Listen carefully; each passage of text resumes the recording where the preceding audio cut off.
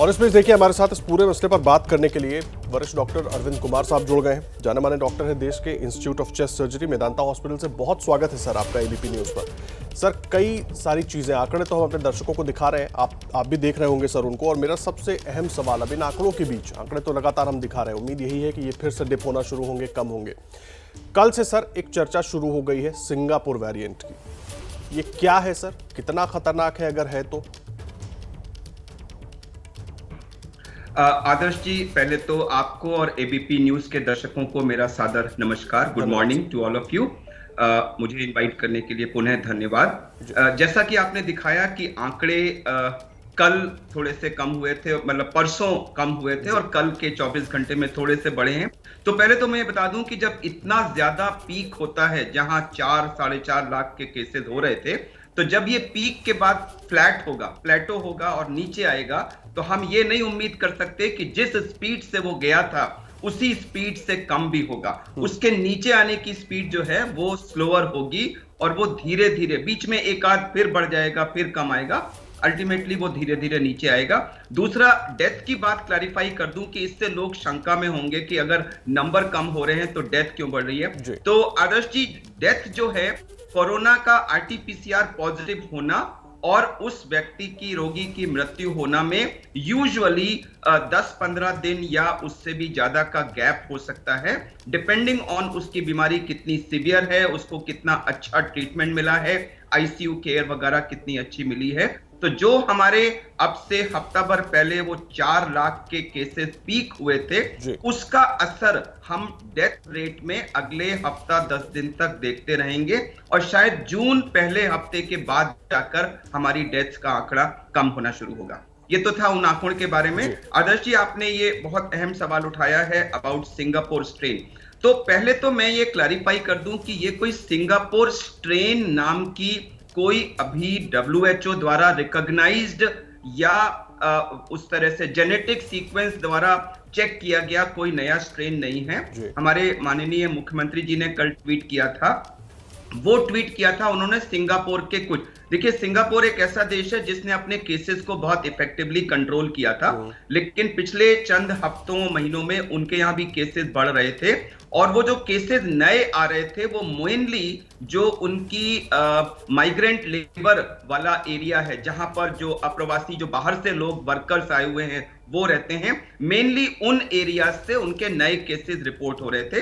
लेकिन अभी पिछले चंद दिनों में उनके स्कूल्स में 37-38 केसेस उनकी लोकल पॉपुलेशन में बच्चों में आए हैं और उस पर हमारे माननीय मुख्यमंत्री जी ने ट्वीट किया था कि शायद ये कोई सिंगापुर का नया स्ट्रेन है जो बच्चों को स्पेसिफिकली इफेक्ट कर रहा है और उससे हमें सचेत रहने की जरूरत है। जिसके रिस्पांस में कल सिंगापुर एम्बेसी ने रिस्पॉन्ड किया कि ये कोई नया स्ट्रेन नहीं है, ये B12617 स्ट्रेन है, ये वही स्ट्रेन है जो भारत में मौजूद है और शायद भारत से ही वहां गया है और इसमें कोई नए स्ट्रेन की बात नहीं है। तो अब ये अभी तक WHO की तरफ से कोई ऐसा स्टेटमेंट कि ये कोई उन्होंने सीक्वेंसिंग द्वारा इसमें कोई नया म्यूटेशन डिस्कवर किया हो, ऐसा कुछ नहीं है। तो मैं ये कहूंगा कि अभी हम इसके बारे में बहुत ज्यादा डिस्कस करना शायद जरूरी नहीं है, क्योंकि यह आइडेंटिफाइड नया स्ट्रेन नहीं है, यह एक घटना पर आधारित है और सिंगापुर एम्बेसी का कहना है कि यह इंडिया का ही स्ट्रेन है जो वहां भी हो रहा है। जी, तो डॉक्टर साहब मुझे एक बात बताइए, बच्चों को लेकर जो शंका जताई जा रही है कि बच्चों के लिए खतरनाक हो सकता है, तो आप जिस तरह से बता रहे हैं और सिंगापुर एम्बेसी भी कह रही है B1617 वही वेरिएंट है जो हमारे यहाँ भी है, वही वहां पर भी पहुंचा हुआ है या वहां पर भी है पहले से, तो बच्चों के लिए खतरा उतना ही है जितना पहले था? जी आदर्श जी, अगर हम लास्ट ईयर से कंपेयर करें, लास्ट ईयर इस वायरस ने हमारी 60+ पॉपुलेशन को मेनली इफेक्ट किया था। इस बार जितने भी मैक्सिमम केसेस हुए हैं और जो मैक्सिमम डेथ्स हुई हैं वो 30 to 49 एज ग्रुप में हुई हैं और बहुत सारे लोग ऐसे थे इस एज ग्रुप में जिनको एक्चुअली जो कोमॉर्बिडिटीज बहुत ज्यादा नहीं थी, फिर भी उनको सिवियर डिजीज हुई है और डेथ्स भी हुई है। इसके 2 पॉसिबल कारण हो सकते हैं। एक तो कारण यह है कि जो हमारी 45+ पॉपुलेशन है उसको वैक्सीनेशन हो चुका था और प्रोबेबली लास्ट ईयर जो हुआ था उसके डर के मारे शायद वो पॉपुलेशन घर के अंदर थी, और 30 to 49 वाली जो पॉपुलेशन थी वो अनवैक्सीनेटेड थी, और वो बाहर मोबाइल ज्यादा थी, उनका एक्सपोजर ज्यादा हुआ, इसलिए उनमें डिजीज ज्यादा हुई, इंसिडेंस ज्यादा हुआ डिजीज का। और जब इंसिडेंस ज्यादा है तो अगर 1-1.5% भी हम मोर्टेलिटी माने तो वो डेथ में कन्वर्ट हो रहा है। यह मुद्दा कि क्या यह वेरिएंट यंग लोगों को स्पेसिफिकली इफेक्ट करता है और क्या ये उनमें इंक्रीज्ड मोर्टेलिटी कॉज करता है, ये एक स्पेक्यूलेशन है जिसका साइंटिफिक इन्वेस्टिगेशन और फाइनल प्रूफ आना बाकी है। इसकी कोरोलरी अगर हम देखें तो अब हमारा 18 से 45 वाला एज ग्रुप भी वैक्सीनेट होने जाना है, तो उसके बाद जो हमारा अनवैक्सीनेटेड अनप्रोटेक्टेड ग्रुप होगा वो 18 साल से कम उम्र का गर्भवती महिलाएं और दूध पिलाने वाली शिशुवती लैक्टेटिंग मदर्स हैं। तो नेचुरली ये वायरस अब उन ग्रुप्स को अफेक्ट करेगा, ये डर बिल्कुल वाजिब है और ऐसा हो भी सकता है। जी, तो सर मुझे एक बात बताइए हमारे दर्शकों के लिए, क्योंकि वो भी समझना चाह रहे हैं, तो ऐसी स्थिति में, ऐसे हालात में बच्चों को कोरोना से बचाने के लिए कौन से जरूरी कदम उठाए जाएं सर? आदर्श जी, मेरे ख्याल से सबसे जरूरी कदम तो ये है कि हम 18 से कम एज ग्रुप वाले जो बच्चे हैं उनके वैक्सीन को जल्दी से जल्दी टेस्ट करके हम उनमें भी वैक्सीनेशन पूरे जोर शोर से शुरू करें। एक तो यह बहुत ही मेरे ख्याल से सबसे अहम कदम तो यह है कि हम जितनी भी जल्दी हो सके उस तरह से इस वैक्सीन की 2 to 18 वाले एज ग्रुप में सेफ्टी डिटरमिन करें, और जैसे ही सेफ्टी डिटरमिन हो जाए मैक्सिमम प्रयास लगाकर इस एज ग्रुप को भी जल्दी से जल्दी वैक्सीनेट करें, क्योंकि इस एज ग्रुप में अफेक्ट होने का देखिए प्रॉब्लम होगा। अगर बच्चे अफेक्ट हुए और बच्चे अस्पताल में भर्ती हुए तो बच्चों को आप अकेला नहीं छोड़ सकते, बच्चों के साथ माता या पिता को जरूर रहना पड़ेगा और फिर वो भी इन्फेक्ट हो जाएंगे। तो बच्चों को प्रोटेक्ट करना जरूरी है। और दूसरा जो बहुत अहम बिंदु है कि हमारा जो हेल्थ इंफ्रास्ट्रक्चर है वो सारे हमारे हेल्थ फैसिलिटीज, हॉस्पिटल्स सब एडल्ट ओरिएंटेड हैं, उनमें वयस्कों बड़ों के लिए ही सारी फैसिलिटीज हैं। जो बच्चों की फैसिलिटीज पीडियाट्रिक या इन्फेंट्स या नियोनेट्स के लिए जो आईसीयूज या वार्ड्स हैं उनकी संख्या बहुत ही कम है।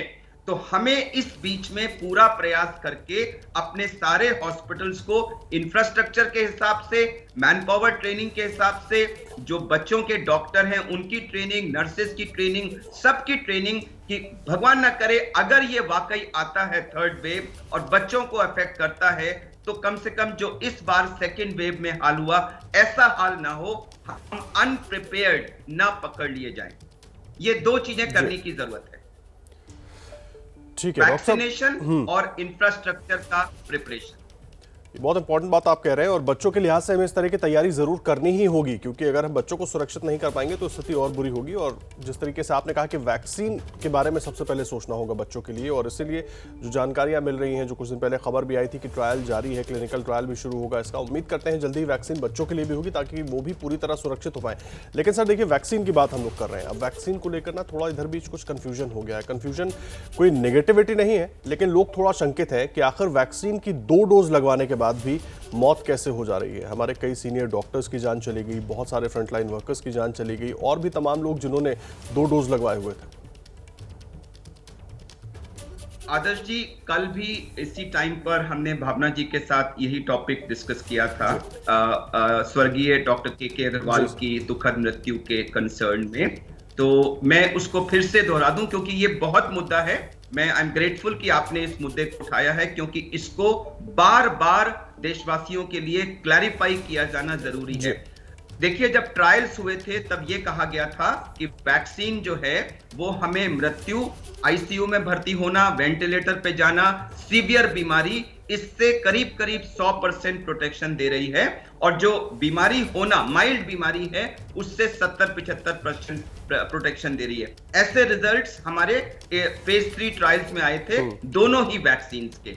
लेकिन जो पिछले 6 हफ्ते में हमने ग्राउंड रियलिटी देखी है, तो कई ऐसे व्यक्ति जिनको दोनों डोज मिल चुकी थी और दोनों डोज के बाद 2 हफ्ते गुजर चुके थे, उनमें भी मृत्यु भी हुई है, वो लोग वेंटिलेटर्स पे भी गए हैं, आईसीयू में भी हैं, सीवियर डिजीज भी हुई है। यानी फेज 3 ट्रायल के रिजल्ट और जो ये फेज 4 जो रोल आउट के बाद क्लिनिकल सिनेरियो होता है उसमें थोड़ा सा फर्क है। लेकिन मैं एक बहुत क्लियर बात कह दूं कि अगर आप इंसिडेंस देखेंगे तो लास्ट ईयर जितने डॉक्टर्स, हेल्थ केयर वर्कर्स की मृत्यु हुई थी, जबकि लास्ट ईयर हमारे टोटल नंबर ऑफ केसेस इस साल से कहीं कम थे, लेकिन डेथ्स कहीं गुना ज्यादा थी। इस बार हमारे टोटल केस वॉल्यूम कई गुना ज्यादा है, लेकिन उसके बाद भी ये जो नंबर ऑफ डेथ्स हैं वो कई गुना कम है। तो ये जो मेन डिफरेंस आया है ये वैक्सीन की वजह से आया है। इसलिए मैं बिल्कुल क्लियर मैसेज सबको देना चाहूंगा कि ये मत समझे कि वैक्सीन लगवाना किसी भी प्रॉब्लम से 100% प्रोटेक्शन है। 100% नहीं है, लेकिन बहुत हाई लेवल ऑफ प्रोटेक्शन है। इसलिए आज के संदर्भ में वैक्सीन लगवाने में ही समझदारी है। ऐसा करने से हम अपने को, अपने परिवार को, समाज को और देश को इस कोरोना से मुक्ति दिलाने की तरफ अग्रसर हो सकते हैं। हमें हर हालत में जल्दी से जल्दी जो भी वैक्सीन अवेलेबल हो, कोवैक्सीन हो, कोविशील्ड हो, स्पुतनिक हो, तीनों में से जो भी आपके शहर में मिले, कृपया शीघ्रातिशीघ्र उसको लगवाएं। किसी शंका पर, किसी व्हाट्सएप की खबर पर या किसी भी इस तरह की जो न्यूज हैं, इनसे आप वो ना हो, मतलब विचलित ना हो। आदर्श जी, सर एक बात समझाइए, आपने बहुत डिटेल में इस चीज को समझाया है और लोगों में केवल कंफ्यूजन है। लोग समझना चाह रहे हैं कि आखिर ये है क्या पूरा। तो इसका मतलब हम ये माने कि वैक्सीन जो है वो मौत को रोकने में कामयाब है, और अगर है तो कितनी कामयाब है? पूरी तरीके से कामयाब है, एक लेवल तक? आदर्श जी, अगर आप इसका परसेंटेज जानना चाहें तो मैं ये बताऊंगा कि ये अभी एक रिसर्च का विषय है कि कितने परसेंट ये मौत को रोक रही है। इसकी फिगर ऑफ हैंड आज कोई भी व्यक्ति देने की पोजीशन में नहीं होगा। मैंने आपको फिगर्स बताई कि फिगर्स जो डेथ्स की हैं वो इस साल पिछले मुकाबले कई कम है। बहुत से लोग चिंतित हैं कि ऐसा क्यों हो रहा है, तो मैं उसके 3 पॉसिबल कॉजेज बता सकता हूं। एक कॉज ये हो सकता है कि कहीं ना कहीं इन लोगों में जो दोनों डोजेज लगी, उनके शरीर ने शायद उसको उस तरह का एंटीबॉडी रिस्पांस नहीं दिया जैसा बाकी लोगों ने। ये एक संभावना है कि उनमें एंटीबॉडी नहीं बनी, या दूसरी संभावना बनी लेकिन समुचित मात्रा में नहीं थी, या जैसे न्यूट्रलाइजिंग टाइप ऑफ होती हैं स्पाइक प्रोटीन के अगेंस्ट, वो उतनी इफेक्टिव नहीं थी। ये दूसरी संभावना है। और तीसरी संभावना है कि एंटीबॉडी पूरी बनी, लेकिन जो स्ट्रेन उनके शरीर में गया वो उन एंटीबॉडी से रेजिस्टेंट था। या एक चौथी संभावना है कि उनको डोज, जो इन्फेक्शन की डोज थी, वो इतनी हैवी थी कि जो एंटीबॉडीज थी वो कहीं ना कहीं उस डोज को रोक पाने में कामयाब नहीं हुई। ये चारों संभावनाएं हैं। अब एक्चुअली क्या कारण होगा ये रिसर्च के बाद ही पता लगेगा। आदर्श जी, ठीक है सर, आप इतने अच्छे तरीके से समझा रहे हैं तो मैं ये सवाल ज़रूर आपसे जानना चाहूँगा कि तमाम कन्फ्यूजन्स आपने दूर किए वैक्सीन लगवाने को, 2 डोज लगवाने को। एक बार थोड़ा सा बड़ी पिक्चर समझाइए लोगों को भी, हमारे दर्शकों को भी, कि वैक्सीन लगवाने के फायदे क्या है और वैक्सीन लगवाना ही चाहिए। जी आदर्श जी, वैक्सीन क्या है? वैक्सीन वायरस का ही एक पार्टिकल है जो मतलब एक तरह से डेड होता है। उसमें एंटीबॉडी रिस्पांस माउंट करने की कैपेबिलिटी होती है, लेकिन डिजीज कॉज करने की कैपेबिलिटी नहीं होती। जब हम उसको अपने हाथ में इंजेक्ट करते हैं तो बॉडी उसको एक फॉरेन बॉडी की तरह रिकॉग्नाइज करती है और उसके अगेंस्ट कुछ केमिकल्स प्रोड्यूस करती है, और एक सेल म्यूटेट, कुछ सेल्स होती हैं, उनको भी एक्टिवेट करती है। ये दोनों चीजें मिलकर के बॉडी में उस वायरस के, उस पार्टिकल के खिलाफ एक डिफेंस मैकेनिज्म बना देती हैं कुछ समय के बाद, कि भविष्य में अगर वो वायरस पार्टिकल हमारे शरीर में एंटर करेगा तो ये जो हमारे केमिकल्स हैं और जो सेल मीडिएटेड इम्यूनिटी है, ये दोनों मिल करके उसको हमारी कोशिकाओं के अंदर जाने से रोक देंगे। ये वैक्सीन इस तरह काम करती है। तो जो कोरोना के खिलाफ वैक्सीन आई है, कोविशील्ड हो या कोवैक्सीन हो या स्पुतनिक हो, उसमें भी ऐसे ही होता है। हम जब पहली डोज देते हैं तो वो बॉडी में इम्यून रिस्पांस की शुरुआत करती है जो एक लिमिट तक जाता है। कुछ गैप के बाद, जिस गैप में बॉडी इसको बनाती है, हम एक सेकेंड डोज देते हैं जो बूस्टर का काम करती है।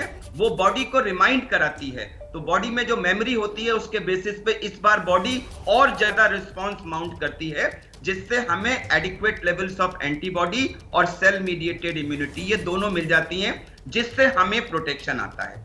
अब ये जो हमने एंटीजन डाला है, ये कितना इफेक्टिव एंटीबॉडी रिस्पांस माउंट कर पाएगा, इस पर इसकी इफेक्टिवनेस निर्भर करती है। अब जैसे आपने सुना होगा, फाइजर और मॉडर्ना ने ये कहा कि उनकी जो एफिकेसी है वो 95-94% है, यानी जिन लोगों को वैक्सीन लग चुकी है उनमें से 95% को एक्सपोजर होने की सूरत में इन्फेक्शन नहीं होगा।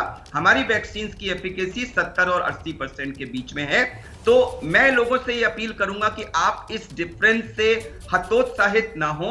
जो ये 70-80% है ये भी बहुत अच्छी है और इससे डेफिनेट फायदे हमको दिखाई दे रहे हैं, लेकिन हम इस गलतफहमी में ना रहें कि वैक्सीन का मतलब 100% प्रोटेक्शन हो गया और अब हम कोविड एप्रोप्रिएट बिहेवियर को गो बाई कर सकते हैं। ये क्लियर मैसेज कृपया आप सब समझ लें कि वैक्सीन लगवाने के बाद भी हमें मास्क लगाना, सोशल डिस्टेंसिंग करना, बंद जगहों पे ज्यादा लोगों का इकट्ठा ना होना और हैंड हाइजीन करना, यह 4 चीजें करती रहनी हैं जब तक ये वायरस हमारे देश में और पृथ्वी पे मौजूद है। और मैं ये भी कन्वे कर दूं कि 2021 में ये चीजें यहां से नहीं जाएंगी। हमें कोविड एप्रोप्रिएट बिहेवियर को 2021 में अपना लाइफ का हिस्सा बनाने के लिए मेंटली प्रिपेयर कर लेना चाहिए। आदर्श जी। ठीक है सर, ये जो ट्रीटमेंट में प्लाज्मा थेरेपी का उपयोग हो रहा था और बार बार प्लाज्मा को लेकर लोग बहुत परेशान थे, प्लाज्मा अरेंज नहीं हो रहा था, अब आईसीएमआर ने कह दिया कि प्लाज्मा थेरेपी ठीक नहीं है। ये कंफ्यूजन क्या है सर? आदर्श जी, जब प्लाज्मा थेरेपी लास्ट ईयर शुरू में कुछ रिपोर्ट्स आई थी, तो उस समय जो फर्स्ट रिपोर्ट थी उसमें लोगों ने कहा था कि जैसे कुछ ये फायदा होगा। उसके बाद फिर कुछ बड़े ट्रायल्स किए गए जिसमें फायदा नहीं दिखा जैसा एक्सपेक्टेड था। तो उसके बाद कई एजेंसीज ने इसको अपने क्लिनिकल प्रोटोकॉल से निकाल दिया था, बट कुछ कारणों से आईसीएमआर ने इसको अपनी क्लिनिकल प्रोटोकॉल में फिर भी रखा था। लेकिन उसके बाद और फर्दर ट्रायल्स चलते रहे जिनसे ये इफेक्टिवली प्रूव हो गया कि जो ये थेरेपी है इससे मरीज के डेथ में, मरीज के आउटकम में, mild disease moderate severe convert होने में किसी भी तरह का कोई फायदा रोगियों को नहीं आ रहा है और इसीलिए अब इसको आईसीएमआर की प्रोटोकॉल से निकाल दिया गया है। तो मैं ये बता दूं कि जो कोरोना की ये साइंस है ये बहुत ही रैपिडली इवॉल्विंग साइंस है। हमारा टोटल एक्सपीरियंस 1.25 साल का है और हम ऑन द वे कर भी रहे हैं और लर्न भी कर रहे हैं। इसीलिए आप लोग देखते होंगे कि कई चीजें कुछ महीने पहले एडवाइस थी, आज नहीं है। हो सकता है आज से 3-4 महीने बाद जब हम प्रोग्राम करें आदर्श जी, तो आज की कई चीजों को हम उस समय डिस्कार्ड कर चुके होंगे। यह एक कंटिन्यूअस लर्निंग प्रोसेस है। जैसे जैसे एविडेंस आती जा रही है, एजेंसीज उनके अनुसार चेंज करती जा रही है। आज की तारीख में प्लाज्मा थेरेपी का कोई रोल नहीं है। आदर्श। ठीक है सर, कोरोना से तो लोग परेशान हैं, लेकिन अब ब्लैक फंगस का प्रकोप जो है वो और ज्यादा डरा रहा है सर, इससे बचेंगे कैसे? जी आदर्श जी, ब्लैक फंगस क्या है? एक्चुअली ये फंगस कोई ब्लैक नहीं होता है। यह एक फंगस है जिसका नाम है म्यूकरमाइकोसिस और यह हवा में, मिट्टी में, पानी में कई जगह होता है। नॉर्मली भी जब हम सांस लेते हैं तो इसके स्पोर्स जो हैं हमारे शरीर में जाते हैं, लेकिन जो हमारी इम्यूनिटी होती है वो इनको हमारे शरीर में पैर जमाने से रोकती है और इस वजह से एक नॉर्मल व्यक्ति को इसका इन्फेक्शन नहीं होता। अब कोविड के जो मॉडरेट और सीवियर पेशेंट्स हैं जो हॉस्पिटलाइज्ड हैं, उनको स्टीरॉइड्स यूज किए जा रहे हैं और जैसा कि हम सभी जानते हैं कि डायबिटीज के पेशेंट्स में मॉडरेट सीवियर डिजीज का चांस ज्यादा है।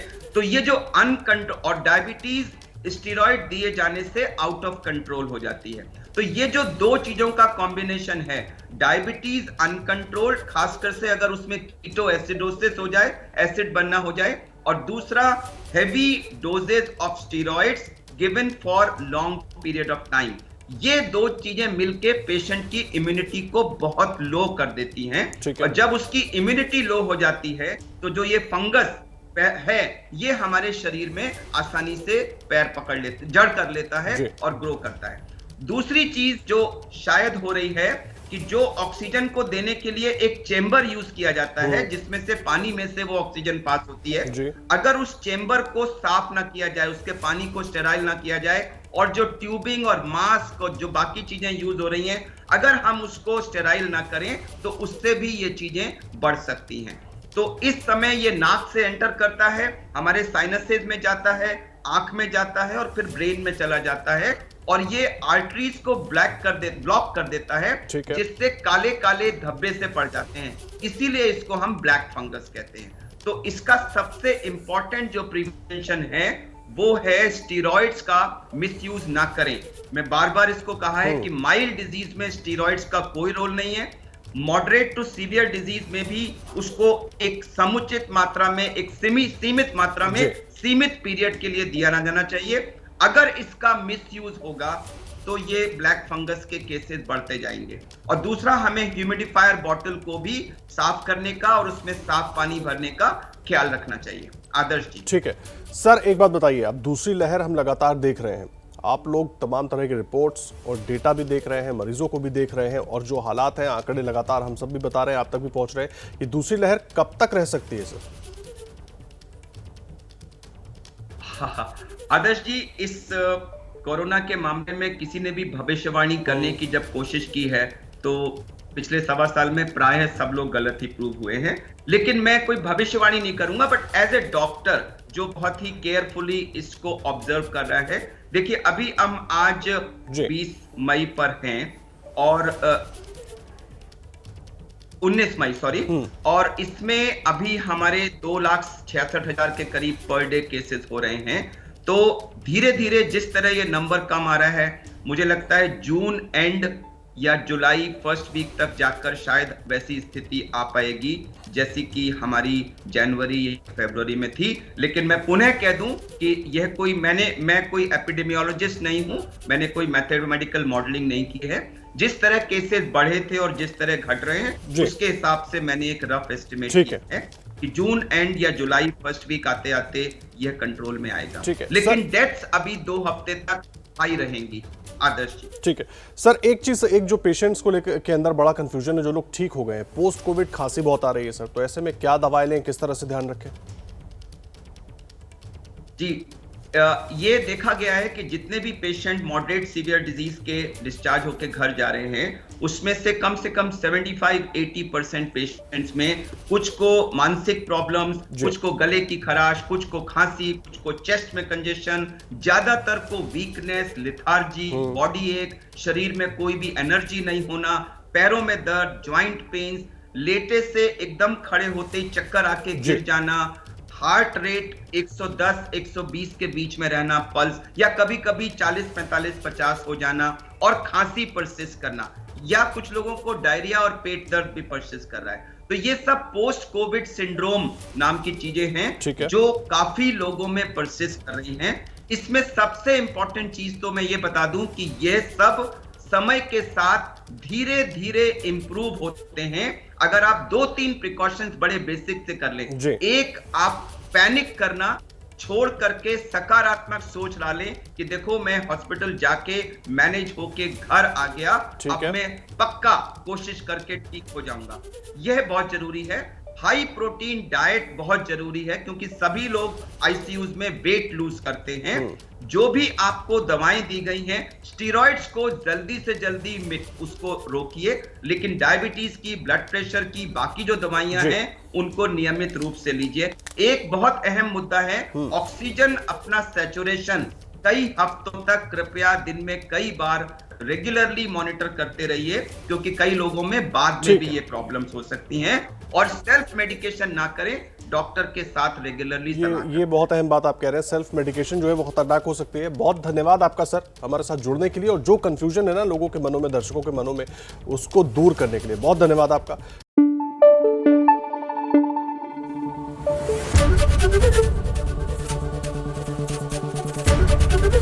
एबीपी न्यूज आपको रखे आगे।